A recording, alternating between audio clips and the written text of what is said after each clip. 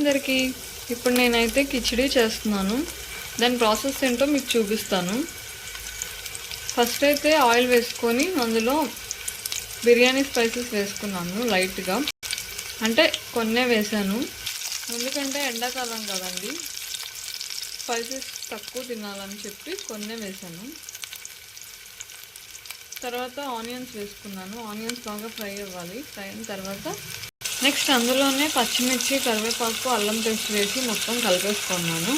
మీరు ఇందులో కావాలంటే పుదీనా కూడా వేసుకోవచ్చు. నా దగ్గర అయితే లేదు, నేను వేయలేదు. అయితే పోసేసుకొని అందులో ఉప్పు వేసేసుకొని ఎసరు మరిగించుకుంటున్నాను. నేను తీసుకున్న బియ్యం అయితే 3 పర్సన్స్కి వస్తుంది. ఒక డబ్బా బియ్యం అయితే 2 గుప్పెళ్ళు మైసూర్ పప్పు తీసుకొని వాష్ చేసుకొని పెట్టుకున్నాను. బియ్యం అయితే వేసేసుకున్నాను. ఏదో మర్చిపోయాను అని అనుకుంటూనే మర్చిపోయాను. అదేంటంటే పసుపు, చిటికెడు పసుపు అయితే వేసుకున్నాను. ఇంకా ఇది సిమ్లో పెట్టేసుకోవడమే. ఉడికినాక ఫైనల్లీ ఎలా వచ్చిందో మీకు చూపిస్తాను. లాస్ట్లో దింపే 2 మినిట్స్ ముందు ఇలా 2 స్పూన్స్ నెయ్యి అయితే వేసుకొని దింపేసుకోవాలి. మళ్ళీ మూత పెట్టేస్తున్నాను. ఇప్పుడు మూత తీసి చూద్దాం. చూసారా ఎలా వచ్చిందో? మొత్తం అంతా బాగా ఉడికిపోయింది. ఇలా మైసూర్ పప్పుతో మీరు కూడా టమాటా రైస్ ఎప్పుడైనా చేశారా?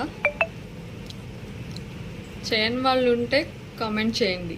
అండ్ అలాగే ఈ వీడియో మీకు నచ్చితే లైక్ చేయండి, షేర్ చేయండి. ఈ రెసిపీని కూడా ట్రై చేసి కామెంట్ చేయండి.